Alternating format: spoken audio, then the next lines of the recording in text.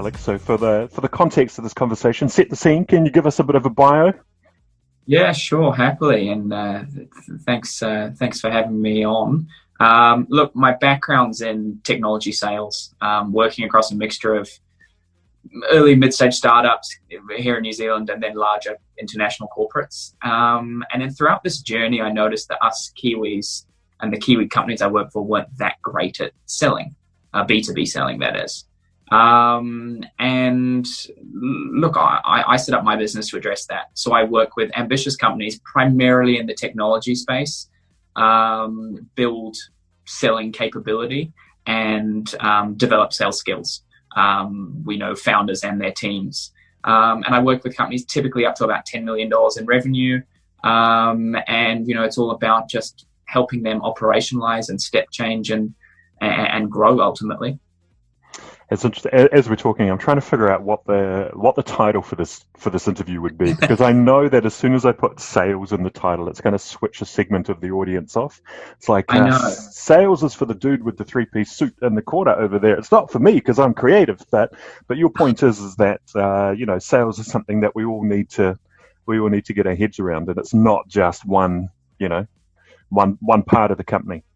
That's right. It's a bit of a dirty word in New Zealand, and I'm still not 100. I still can't put my finger on exactly why. I think it's a bit of a cultural thing here, and us Kiwis are fairly understated, perhaps. So we don't love the idea of kind of tooting our own horn too much.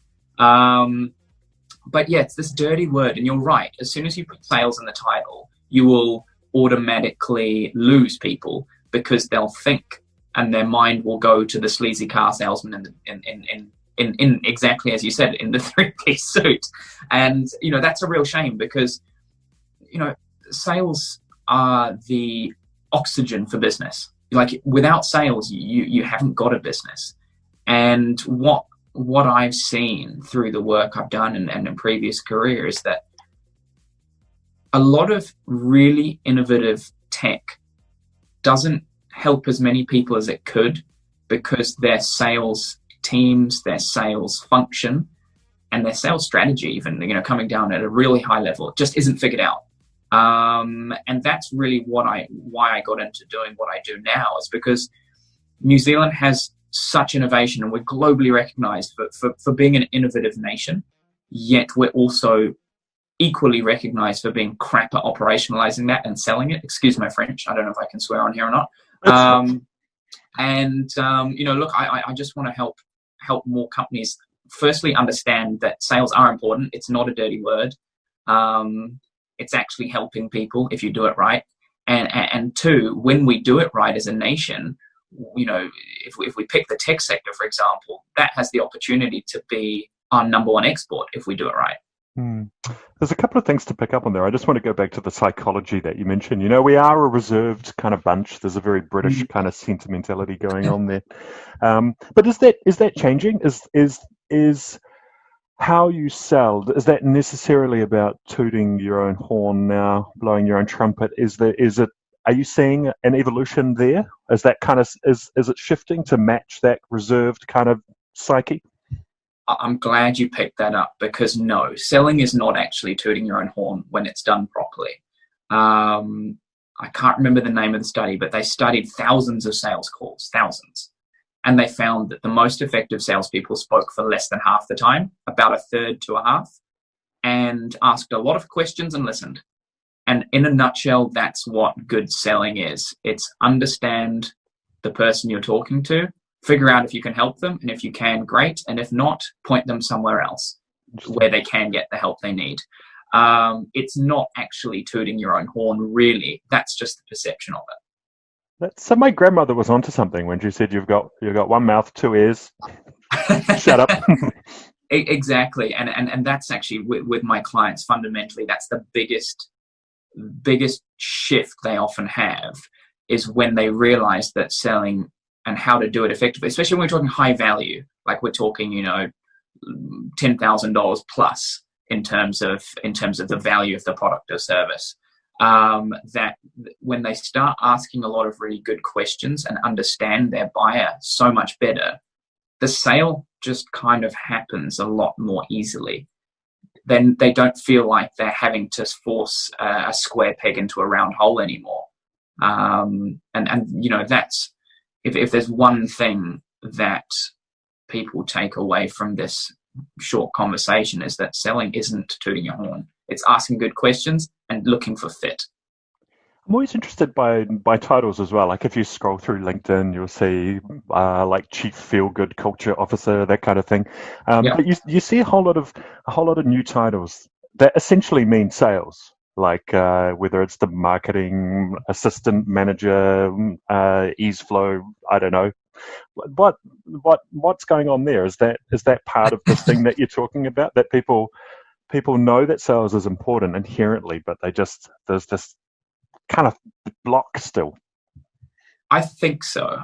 New Zealand is a funny nation in that regard, because we don't really have many sales executives, although that's what the job is. We'll have a lot of growth managers, account managers, business development reps, but you'll never see this. Sales is very often not in the title for a lot of businesses. And I think it does come down to that dirty word piece, which is something I'm trying to break down little by little. So apart from the word, and that kind of block there, what are some of the hurdles that you face when you go into a really cool, innovative tech company that has all the potential to go global, have a big impact on the world? What are some of the hurdles that you face when you're talking about how to get more oxygen into that business? Yeah, good question. Look, I think tech companies in particular are started by product-centric people. And they love product, and they love tweaking and tinkering and making the product better. And will happily do that for years. and sometimes then sales is kind of sales, and even marketing as well to a certain extent, but particularly sales is just kind of thought of as, if the product's good enough, it'll sell itself. We actually don't need to focus on sales because people just want this because it's such a great innovative product. And then, I often go in and I'll talk to a company about the importance of this. And right then and there, especially if they're early stage, they don't actually appreciate it. And I had this situation recently where a company came back to me about 6 months later after they tried to go to market, realized that they couldn't because they hadn't actually figured out their kind of basic sales strategy and sales fundamentals, and then came back to me 6 months later. And the challenge there is they've burned 6 months of runway. Which is not ideal. So that's probably the biggest challenge is founders and thinking that they don't need to focus on sales. It's actually going to figure itself out, and putting all their investment and time on product. How you're just in relation to sales and the product, you're talking about the 2 ears, 1 mouth kind of thing. How important is it to take feedback? Like if you go out, you have a sales call and something doesn't quite fit, how important is it to take that feedback and implement it in terms of maybe some product shift as well? Is that something that you see? Is that something that you recommend? Yeah, look, when I was working in a large American company called Cornerstone On Demand in HR learning software, big billion-dollar company, multi-billion-dollar company, they took about 50% of their new product features came directly from client feedback. Roughly, that was the metric. So it's very important. Now, it doesn't mean, though, that you listen to everything. You still have to prioritize and look at the things that are going to help the most people. You might have one particularly loud customer over here who's screaming for one feature, but if that feature is only going to help that one customer and it's not going to help your other 900, then you've got to make a bit of a call there around prioritizing it. But absolutely, it's important to listen. And I think that's actually one of the other really cool things about getting your sales process right is you can get so much feedback and intel on your buyers, your market, and you just get a much better understanding of what's going on. I always like the idea of founders, even if you've got a really kind of tech product-focused founder, getting out there as well and taking some sales calls, and even for the purpose of understanding what the sales team is going through. Is that a good process? I mean, because they might be burning leads as well, right? If they're on the spectrum potentially. But what's your advice there?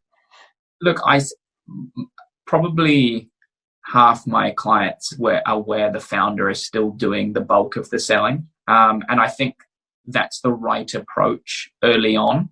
And I usually say to founders, like, figure it out first. Get that, like, start figuring out your sales process when you're doing it, and do it in a way that can be replicable, so that when you do hire your first salesperson or account manager, whatever you business development rep, whatever you want to call them, that you actually have a process they can follow. Because what I often see happen is a founder will go out and they'll get some deals based on their network and based on their passion and their ability to tell a great story. But then they'll start building out a team, and then suddenly things don't work very well, because they'd never actually figured out what they were doing in terms of an actual repeatable sales process that they can take customers through time and time again.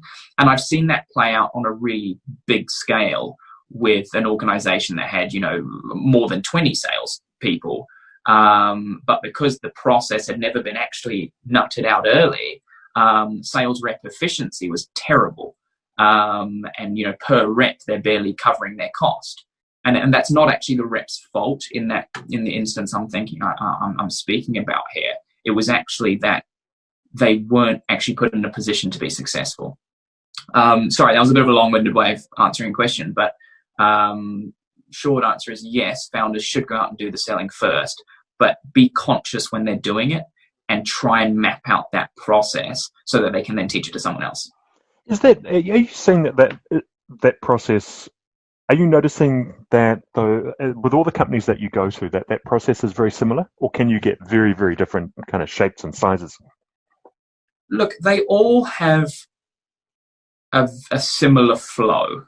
However, depending on a number of factors like complexity, value of the product or service, the length of the sales cycle, how many, what sort of organizations they're selling to, that can vary, but you still have your kind of basic fundamentals are all in there, whether you're selling $100 product or a $100,000 product.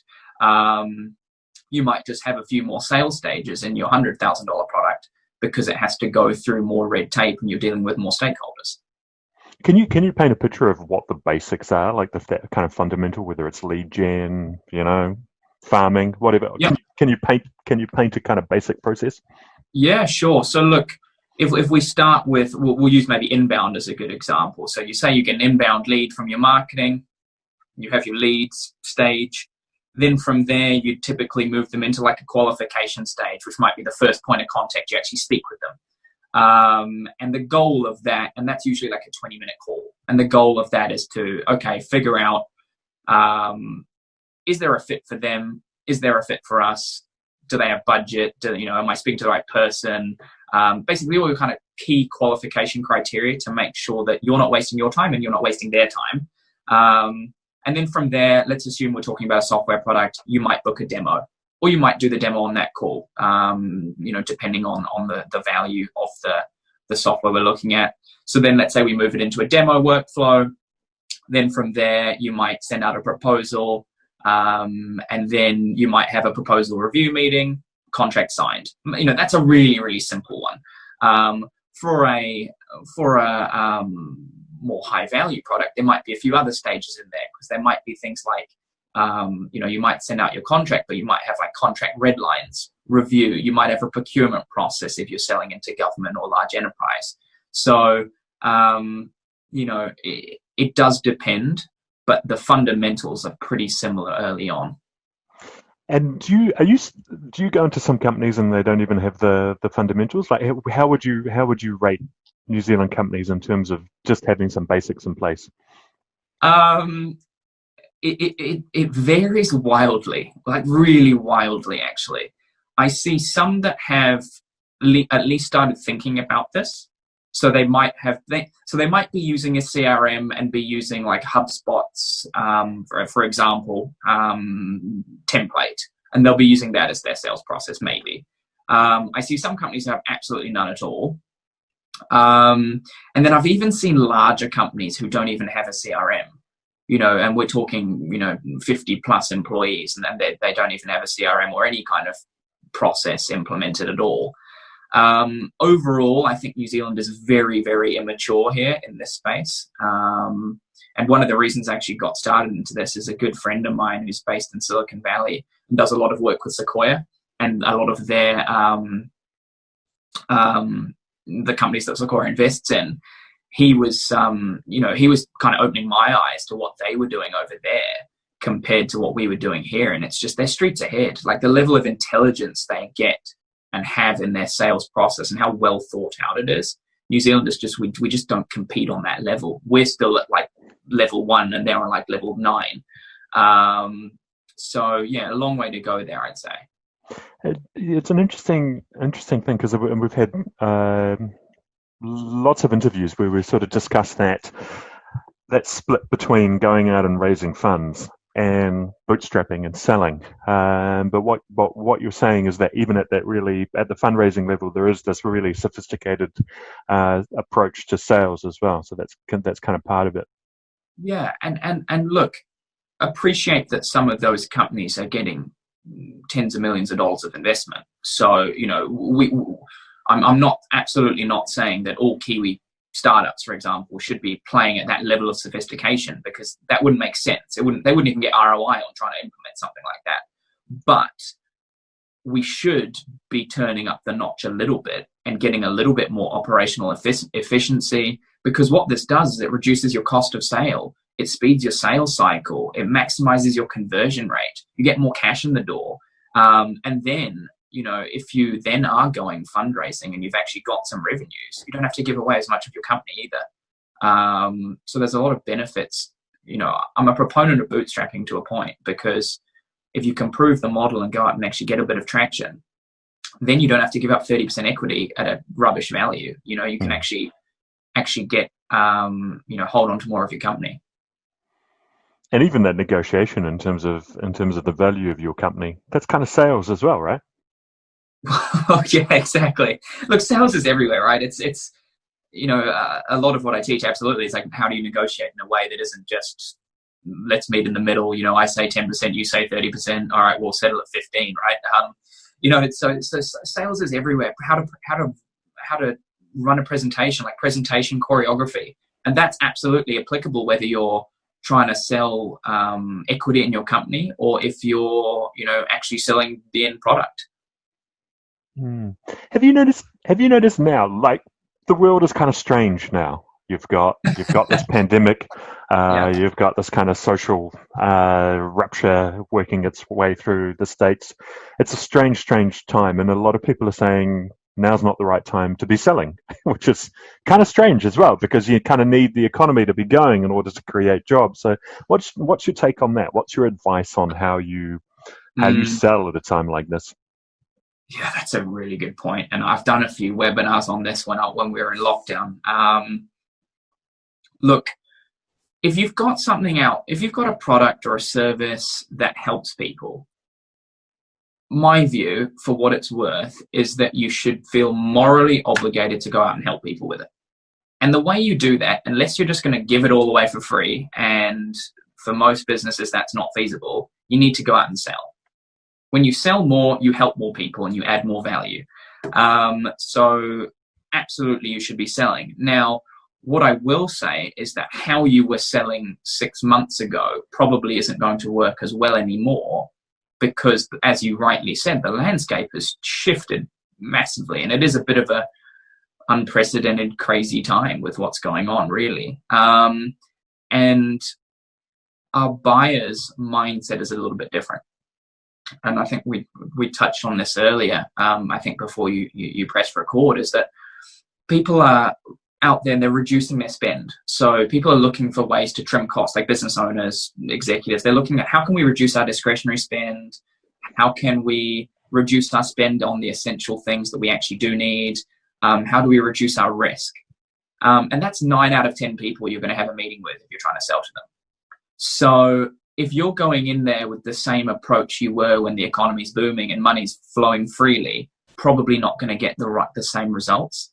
So we've got to really up our level of empathy and align on the things that people care about. So I'll use an example. I'll use my business as an example. So pre-COVID, pre-lockdown, when I'm out talking to companies, I'm talking about growth. I'm talking about I'm going to help you build operational efficiency so you can grow faster, so you can reach more markets. And that was kind of the value prop. However, now when I'm talking to companies, since COVID, we're talking more around reducing the cost of sale, speeding your sales cycle, reducing the risk of hiring the wrong salesperson, all that sort of thing. What I do hasn't changed. How I work with companies has not changed, but how I talk about it has, because people care about different things right now. It's interesting. So you're really tapping into this kind of psychological shift away from the growth mindset, really kind of bullish thing, to something far more conservative and more about survival. Is that kind of a fair representation of how you see the market? A little bit, but not. Look, some of my clients are growing, right? So some of my clients are growing nicely right now. And I see plenty of companies out there who are hiring, who are growing, and who are doing awesome. So not absolutely everyone is in that mind frame, but I'd say certainly people are more conscious of cost, risk, and their time frames have shrunk as well. As the other thing is, people are thinking in 3 months, not 2-year time frames. So I think it really just comes down to understanding who you're talking to and what they care about, and tailoring your pitch, so to speak, to what they care about. And I don't mean that in an unethical way. I mean that in a genuine way of looking to help people. But yes, I think there has been a bit of a market shift and a shift in how people are behaving. So if you're not adapting your approach, you're not going to be successful. Such a fine line as well. As well as being a reserved nation, we're pretty cynical too. So I immediately, as soon as you see a banner ad or an email from a company, they're saying, "We're here for you." I'm thinking, no, you're not. You just want to sell. So I guess what's your advice for that? Now, how do you tread that line between wanting to be empathetic, wanting to kind of match the tone, the feeling out there at the moment, but not being exploitative as well? Yeah. Look, companies need to look at their messaging. I had a lot of rubbish outreach in my inbox, and I think most people did through lockdown, tone deaf stuff. And I think people just need to look at their messaging and just try and put themselves in the buyer's mind, in their customer's mind, and think, okay, how is that person feeling right now? How are people in that industry feeling right now? And then speak to them in a way that's going to resonate more closely with what they actually care about. Look, if you can't help someone, don't try and force it. If you're not a good fit, just don't force it. I qualify out of more opportunities than I qualify into, because there's no point in me working with someone who's never going to be a happy customer for whatever reason, because their experience will be bad, my experience will be bad, no one wins. So it's better just to, and it's sometimes, especially when there's pressure. And I remember this back when I was, selling software, when there's this pressure at the end of the quarter, end of the month, and you feel like you need to get the deals in. And if you ever, but if you start trying to force things and force opportunities and force sales, then you're losing already, because it'll bite you later on. You mentioned something before about, in terms of the pitch. It's about increasing efficiencies, reducing cost of sale and that kind of thing.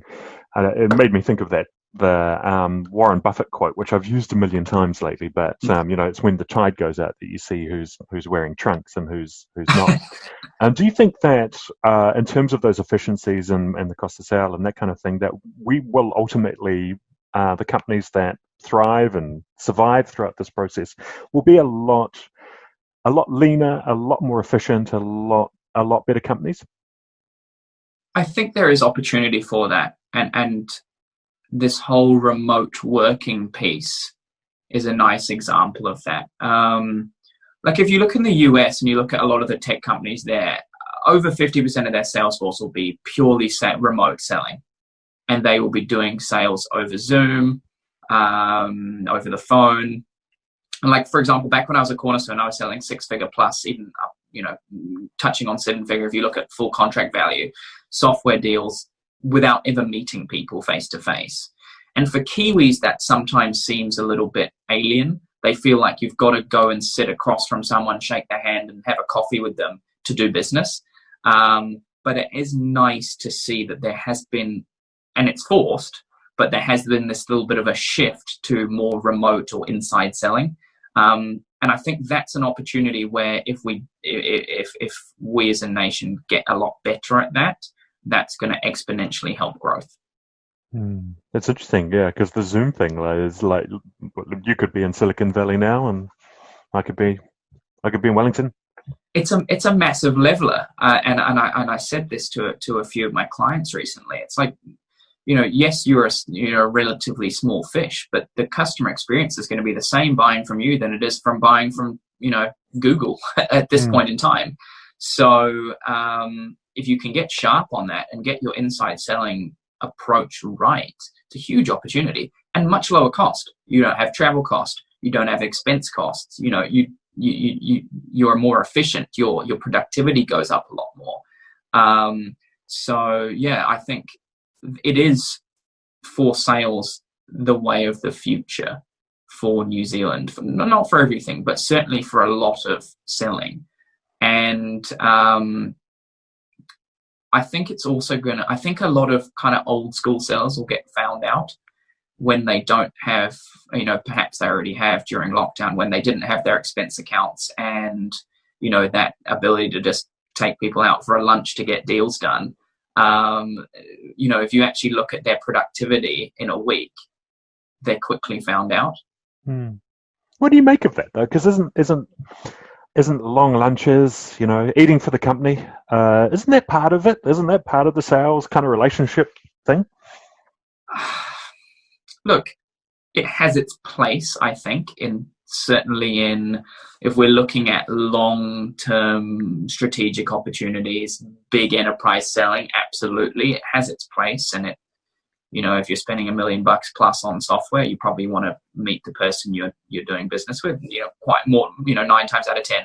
However, from an efficiency perspective and an ROI perspective, it's not always good. And I think there's a fine line between saying that we're just building relationships and just wasting time and just wasting company time and money just so we can get a nice lunch. So the way, look, if you look at how it's being done over in the States, it's far more operationalized. There are very tight KPIs for salespeople. Number of emails, number of calls, number of demos booked, all the rest of it is really tight. And that's why they do better than us. That's why they just outwork us. It's their productivity and their efficiency is just better than ours. And if we don't up our game, a little bit more, we just get left behind, because it doesn't matter how cool our stuff is and how cool our tech is or how great our service is. We'll just get outworked. Are we lazy or too laid back? I don't think we're lazy as a nation. No, I don't think that's it. I just don't think we're systematized or operationalized particularly well. It's not that people are lazy. It's that they just haven't been put in an environment where the structure and the process is there so they can be their most effective. That's interesting. And I guess it's a very entrepreneurial thing and not kind of tend towards those systems. It's more of the, the operational side. So it's understandable that a lot of those startups won't necessarily have that in place, because they kind of thrive of the dynamic nature of always kind of shifting. That's right. That's right. It's always creating, or always wanting to solve the problem. But sometimes you don't actually need to, because it's been solved. Like I remember working with a client not too long ago, and they were talking about doing an email campaign, and one of their developers was like, one of their co-founders, and then a developer got into a conversation around just building an email like plugin that would send out all these mass emails. I was like, guys, why would you do that? There's like 20 tools that are like free or near free that are highly effective at doing an outbound email campaign. Why would you build something yourself? And that's, you're right. It's that kind of attitude of they always want to create, we always want to be innovating, but sometimes we just need to innovate. We've already done the innovation with our product. Now we just need to operationalize it and actually get it out to people and help people with it. And then, bring in some operational rigor. Now, pretend, our audience is comprised of a whole lot of organizations and SMEs of different scales and different levels of sophistication. But pretend you're talking to someone at ground level, haven't built anything yet, haven't got any sort of operation in place. Can you give us 5 free tools that you recommend for, whether it's a CRM or emailer, but just something that you've got to have a look at and maybe incorporate into the process? Look, I think if you're selling B2B, you've got to be on LinkedIn, and I'd say use Sales Navigator. It will change your life in terms of connecting with the right people and prospecting effectively and efficiently. I think that's really, really powerful. And that's probably where I get most of my business from, is LinkedIn. 2 is some sort of CRM, or at least track it. Like if you're just starting out, you don't want to invest in a CRM, at least track it in an Excel spreadsheet. Like just do it properly. If funds are really tight, but ideally get a CRM. So use something like a Pipedrive or a HubSpot. Even like HubSpot's free to use, early on. So that's always a pretty good option. Look, I think G Suite's quite good. It gives you a lot. And allows you to be a lot more productive. Some sort of email automation is quite useful too, depending on what your business is. But, something like a MailChimp can really help. Outside of that, that's 4, right? Yep. We're at 4. What else? Look, remote working tools, like a Zoom or something similar. And then I'd probably add into that some sort of project management tool, even if it's just like a Trello board. That's really helpful just to keep track of things. And appreciate that, look, my view comes very from a sales and sales function perspective. So I know I haven't touched on other parts of the business. But so everything I kind of look at comes more from a sales lens. But those would be probably the 5 or 6 I'd recommend. Brilliant. Thank you for that. Now, in terms of a much wider lens, and you spoke about opportunity before that comes from everyone being Zoomified and the world becoming a lot smaller in terms of potential sales. What other opportunities do you see for us in New Zealand within that global context, maybe, but where and outside of your purely sales lens, but what other opportunities do you see for us here? Look, I think New Zealand tech has a real opportunity to grow. I think for a while, like New Zealand as a country, we've been very tourism and agricultural dominant in terms of our exports. And I think NZ Tech has for a while and still has, and even more so now, I think, has an opportunity to be number 1 in terms of our biggest export. A lot of the US and other international companies love New Zealand and use it as a development hub now. Like Cornerstone has like 50 plus developers here in New Zealand, because they're super good, like super qualified, quality people, but like a third of the price than if they were to hire in Silicon Valley or anywhere in California, basically. So I think there's a massive opportunity for New Zealand just to up its game in tech and just do more. And look, I think outside of that, we've got an opportunity, I guess, from a domestic tourism perspective, if it's done well, is, to really try and encourage the, tour your backyard kind of approach, because I think a lot of Kiwis love, I'm half Kiwi, half British, and so I grew up in London. But a lot of Kiwis, like, they leave school, leave uni, and they just want to, like, go travel the world, and they want to go live somewhere else. And it's just kind of like the OE is just such a Kiwi thing. But maybe that has now shifted a little bit, and maybe it's now spend time in other parts of New Zealand and really explore your country. I don't want to go on a tangent here, but do you think that we will lose something with that as well? Because isn't that part of what makes us innovative and, always thinking outside the square, hopefully, but the fact that we're outward looking, we're very open to other ideas. Do we potentially lose something if we become insular and siloed? I don't think you become insular if just because you don't do an OE. I think what we're talking about here is, how you view the world and your kind of openness to new ideas. I don't think you need to necessarily leave your country to have that. And I think part of the reason New Zealanders are quite innovative is because we're just so far away from everything. So, and we're quite a small nation. So we do have to think outside the box, I guess, to compete on that world stage sometimes. So I don't think if we can't do an OE for a few years that we're going to lose that as a nation. No. And you mentioned, so Cornerstone have a few developers in New Zealand. Do you see more of that happening? Like the fact that this remoteness is now a positive, and the fact that we've got a fairly stable government who's not not huge levels of insanity and that kind of thing. Do you think that? Yeah. Do you expect to see more US companies setting up shop here and then looking at development, production?